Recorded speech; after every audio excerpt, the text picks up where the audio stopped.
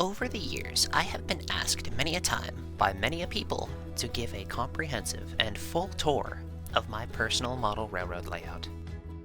Up until recently, I felt it wasn't necessary, as I didn't consider there to be that much I could show off. Since then, I have altered this layout significantly, and with my lackluster posting schedule on Instagram and Twitter, not many people have seen just exactly what I have done to this layout in the past year or so. To remedy that, I offer you lovely viewers to join me as I take you on a journey of measurable proportions.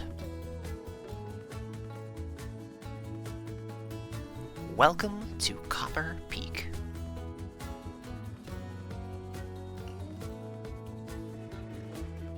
To start, I would like to say that I have been incredibly privileged in being able to create this layout, and I am very thankful for having the opportunities that I have had to explore my interests in this way. If you were on the fence about starting your own layout or diving into model railroading, I greatly encourage you to do so, and I hope this video may help you in that endeavor. I've had many people come to me expressing their fears about taking the leap. My best piece of advice for that is that failure is one of the best ways to learn and grow. So don't be afraid of making mistakes. You'll improve because of them. But with that out of the way,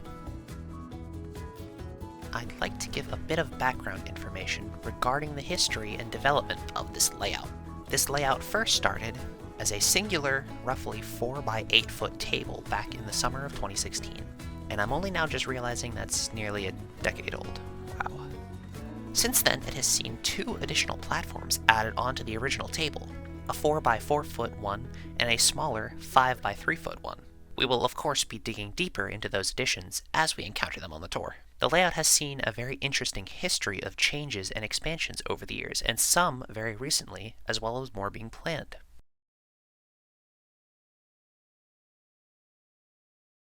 We're going to start at the place I typically start anytime I come over to run some trains. That, of course, being the roundhouse.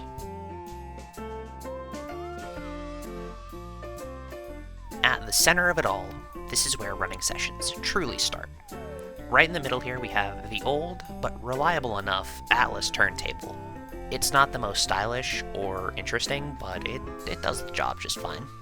Branching off from that, we see every available stall of the turntable being utilized. 21 stalls to house a plethora of engines, 6 of which have sheds.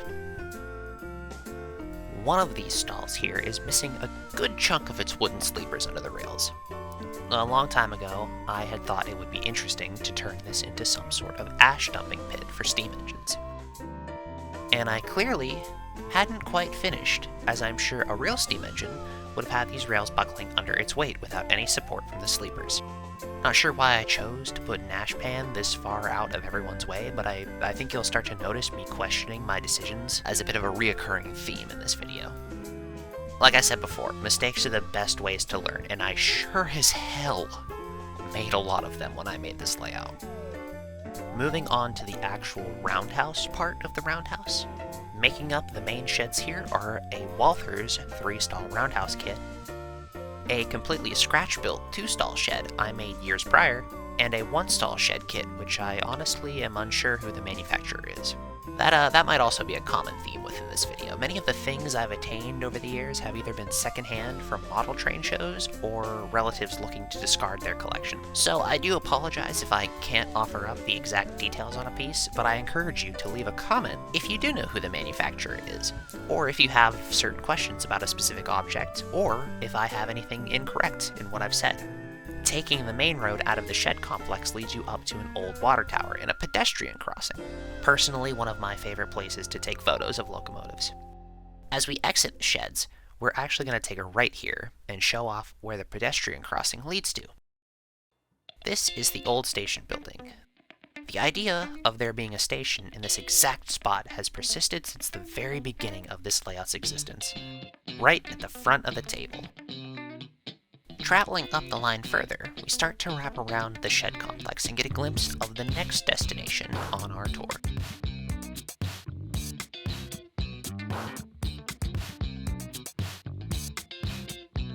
This is where all the stock is stored and moved around for trains. Not to mention a larger refueling point for diesel and steam. And if we go past this cooling tower here, we find another Atlas turntable. I simply cannot remember what could have possibly possessed me to get another one of these. Further along, we mostly see more storage for stock, but also dotted around are some buildings and structure, like this Tyco trailer loader that I have weathered up so it's not fully neon orange.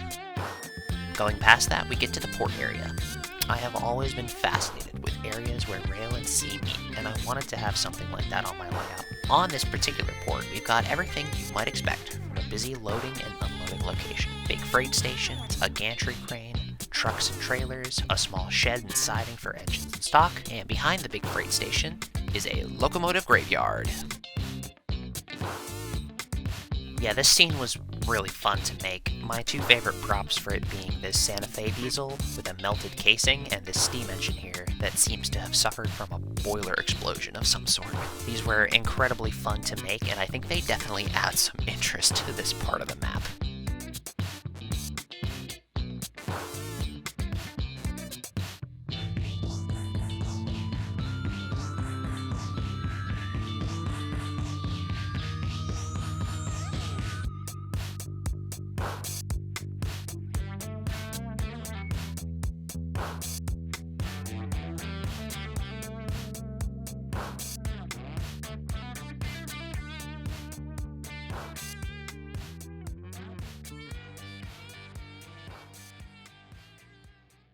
Alright, now let's head over to the other side of the roundhouse.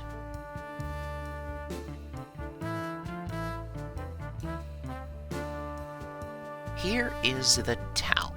This is one of the newest upgrades to the layout, as a town has always stood roughly in this spot. But as of recent, it has been fully redone and reworked.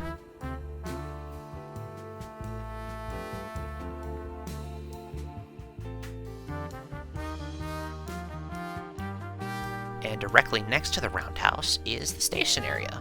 This is technically the same station as the one shown earlier, they are just a little separated. I had always imagined the yellow station building was the first building built, and over time it was used less and less until it became more of just a museum piece. On top of that, there is also a freight station here and some more stock storage that is mostly used for coaches.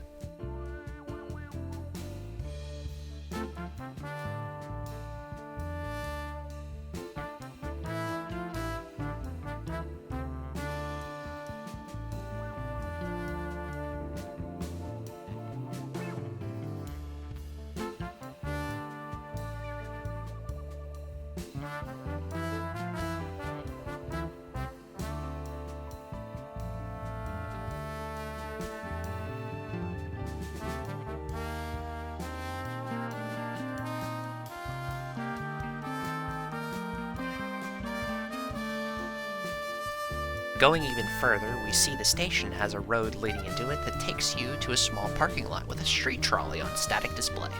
Going further into the town, we can see more commercial buildings and businesses, as well as a gas station, church, and a movie theater with peak cinema.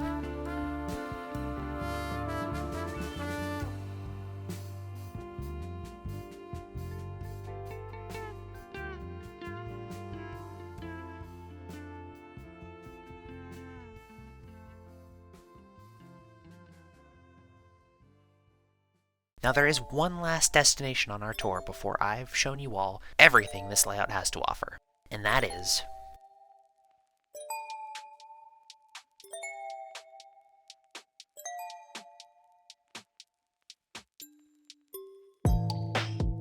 this location here goes hand in hand with the town in terms of it being newly renovated. There's been renditions of it in the past, but this one is most definitely the best incarnation.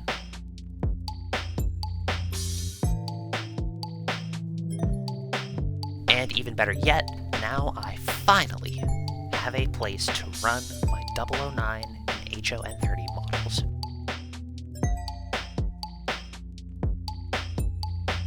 Currently, you are seeing my entire collection of 009 and HON30 models.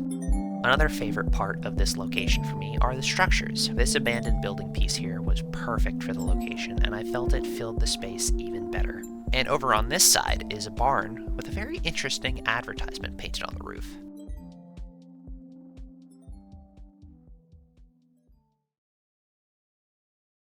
There you have it, folks. The entirety of my model railroad layout as of filming this video. This layout is far from perfect, and I certainly learned a whole lot while building it over the years. Let me know if you'd like more videos like this in the future. Maybe a model train collection video? Although in the meantime, I appreciate you watching. Maybe leave a like if you enjoyed it, and if you're new around here, click the subscribe button, as it lets me know that this style of video is something that you all might prefer. Check me out on Instagram and Twitter for more, and if you're interested in getting some artwork made, like the graphics shown in this video, I do artwork commissions. You can find my art account on Twitter, Instagram, Tumblr, and Blue Sky.